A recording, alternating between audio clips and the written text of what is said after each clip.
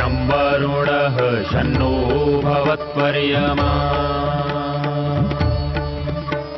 शन्न इन्द्रो बृहस्पतिः शन्नो विष्णुरुक्रमः ॐ शान्ति शान्ति शान्तिः।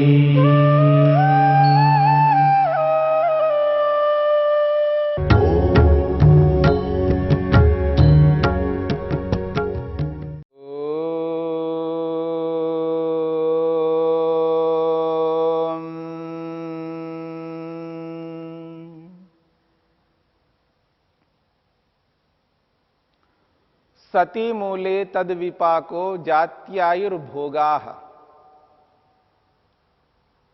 इस साधन पाद के 13वें सूत्र को लेकर के हम विचार कर रहे हैं। अदृष्ट जन्म वेदनीय के 2 प्रकार के फलों को बताया है, नियत विपाकश्च अनियत विपाकश्च, एक निश्चित फल और एक अनिश्चित फल।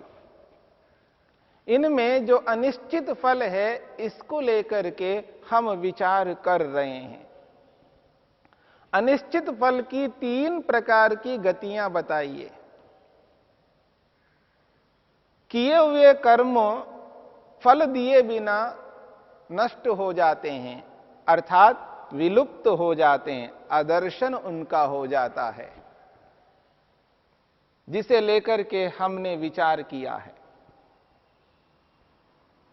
इस संदर्भ में महर्षि वेदव्यास ने एक लौकिक उदाहरण देकर के समझाया है कि किए हुए कर्म बिना फल दिए कैसे लुप्त हो जाते हैं, कैसे उनका फल नहीं मिलता है। वो कहते हैं यथा, जैसे शुक्ल कर्म उदयाद इहैव विनाशा कृष्णस्य। शुक्ल कर्मों का जब उदय होता है, यानी शुक्ल कर्मों का जब फल प्राप्त होने लगता है, उस स्थिति में कृष्ण कर्मों का फल नहीं मिलता है। संसार में जब देखते हैं कोई व्यक्ति शुभ कर्मों का फल प्राप्त कर रहा है,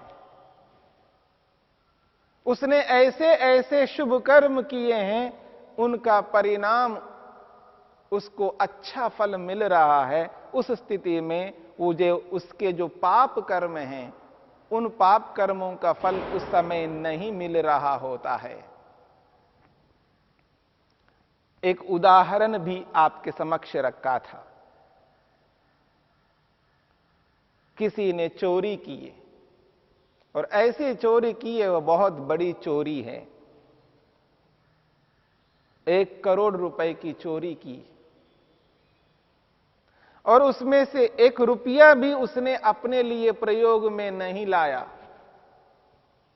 उस सारे पैसे को उसने गरीबों में वितरित किया है। किस रूप में?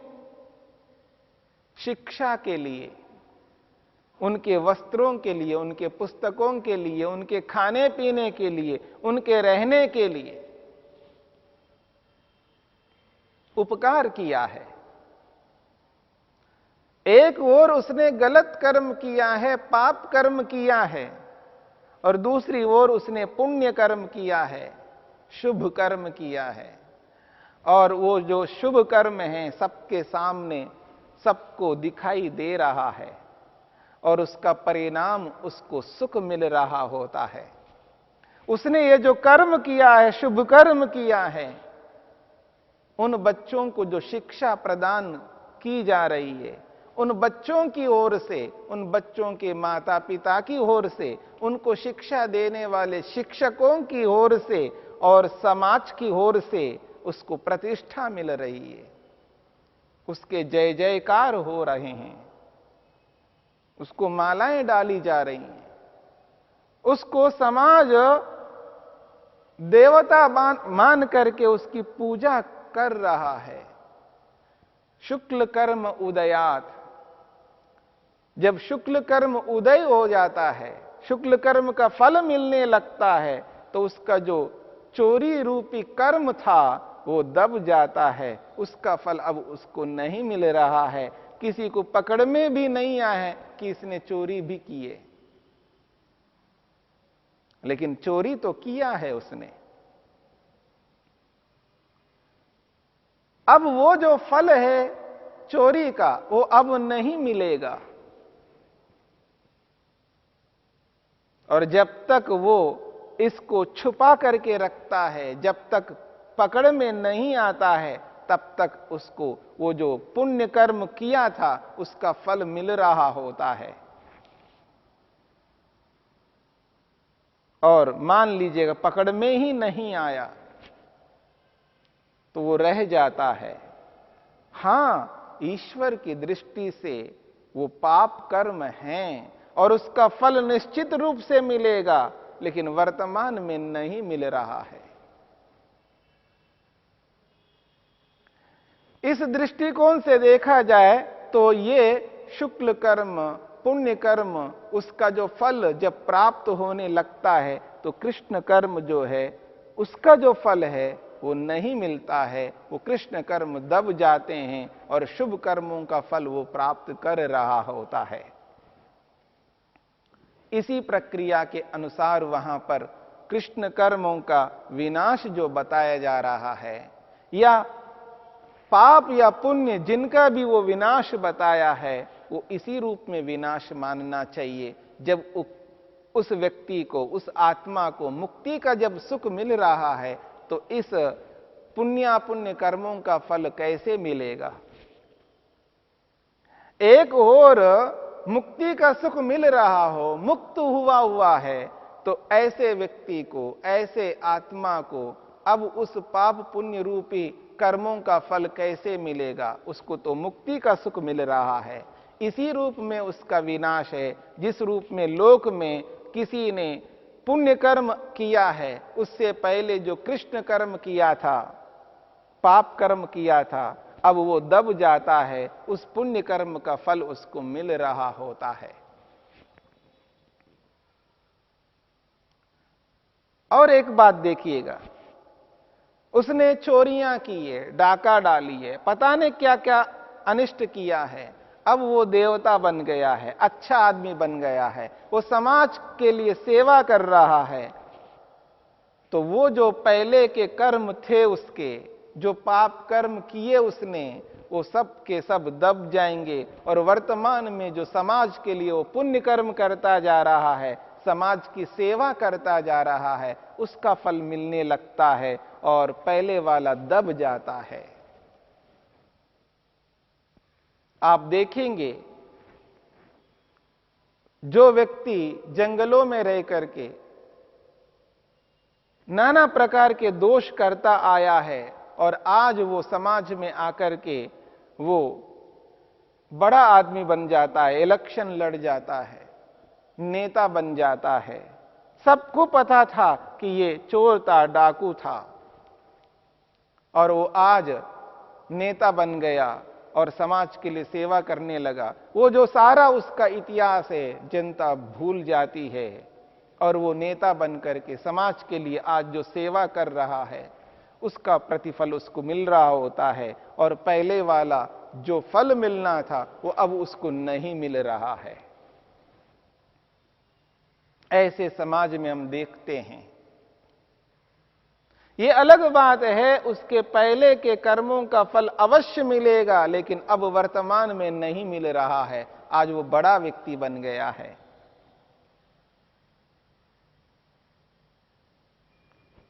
ये जो स्थिति है, ये विनाश का अभिप्राय है कि वो आदर्शन होता है, वो अब नहीं मिल रहा है। इसका इतना ही अर्थ लेना है, ना कि वो सर्वथा नष्ट हो जाते हैं। दूसरी गति बताइए, प्रधान कर्मणि अवापगमनम। जो अनियत विपाक वाले कर्म समूह है, जिसका जो फल है वो मुख्य कर्मों में आकर के मिल जाते हैं, जो मुख्य कर्म फल प्रदान कर रहे हैं उनमें आकर के वो मिल जाते हैं। यत्र इदमुक्तम, इस संदर्भ में किसी ऋषि ने एक बात कही है। वो कहते हैं स्यात् स्वल्प संकरः सपरिहारः सप्रत्यवमर्षः कुशलस्य न अपकर्षाय अलम।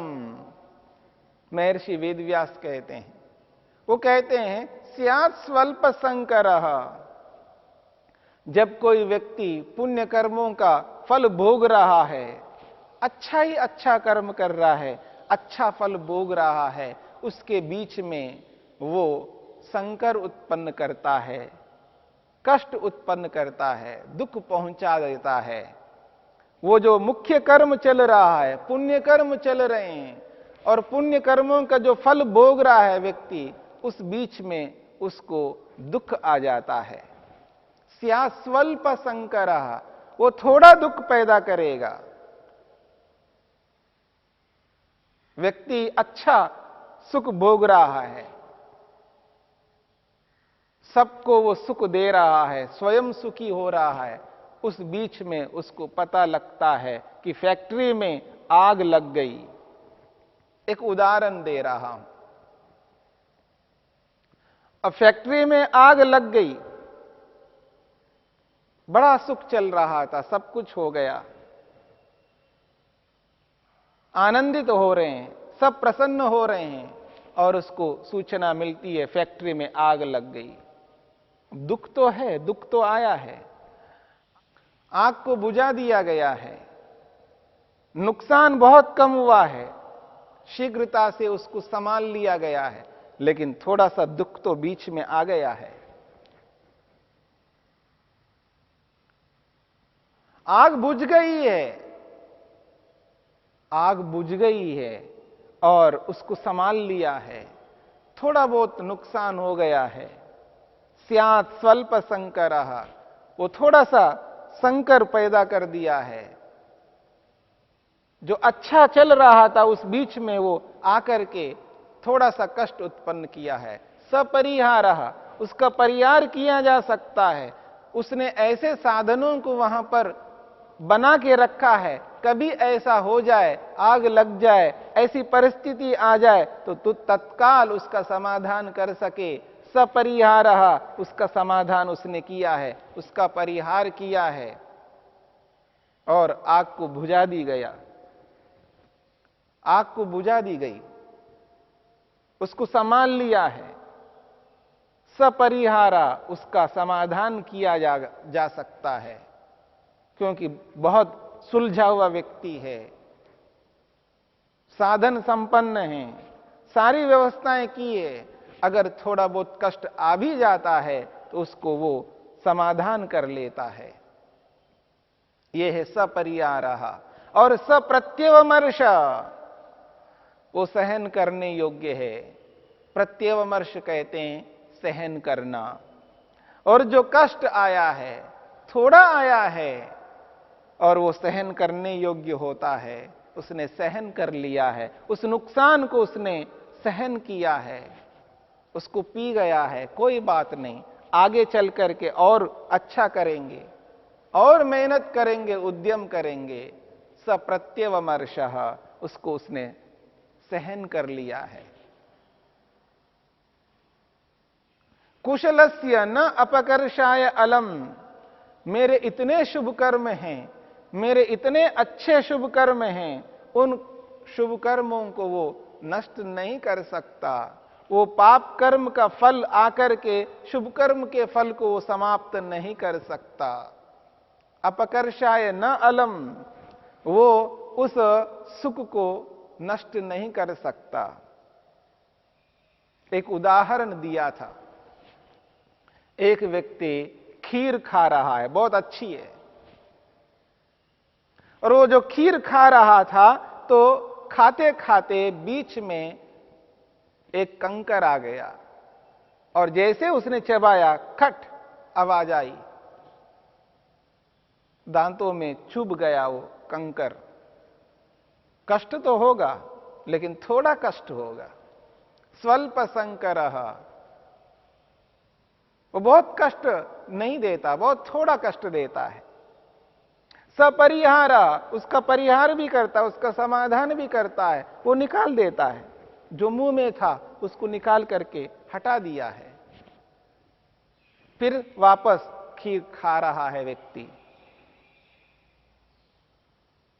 फिर वो सुख से युक्त होता जा रहा है। और वो जो थोड़ा सा कष्ट हुआ है वो सब प्रत्यवमर्श, वो सहन करने योग्य है। इतना तो व्यक्ति सहन करता ही है, इतना तो व्यक्ति सहन करता ही है।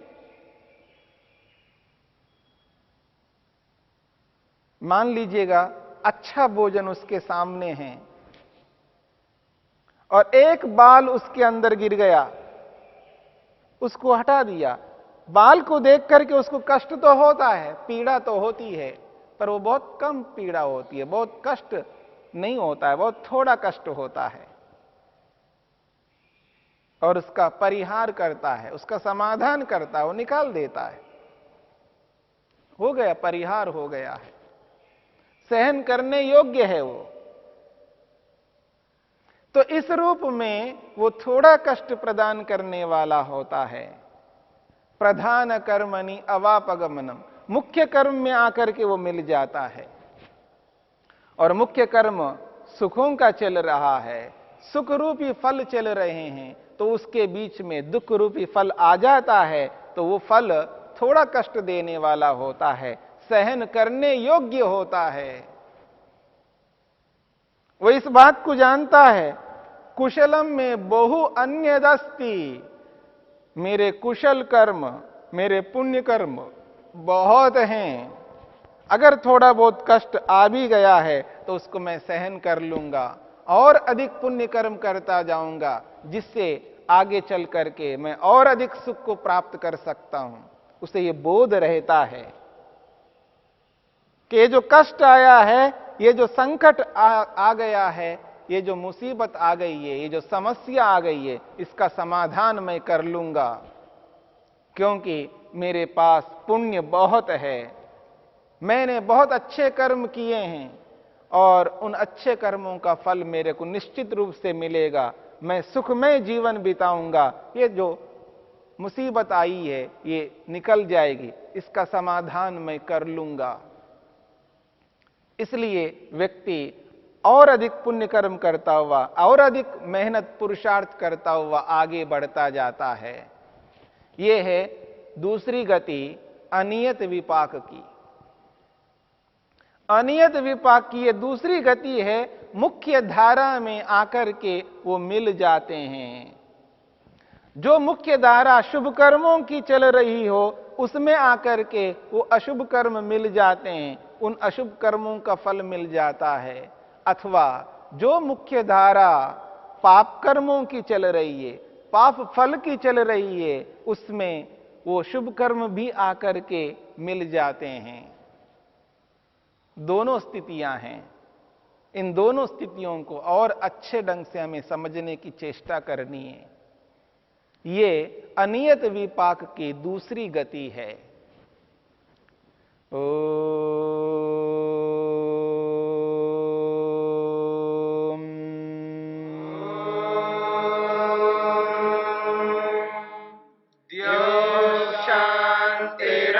शांतिरंतरिक्षं शांति पृथिवी शांतिरापः शांतिरोषधयः शांतिः वनस्पतयः शांतिर्विश्वे देवा शांतिर्ब्रह्म शांति सर्वं शांति शांतिरेव शांति श्यामा शांतिरेव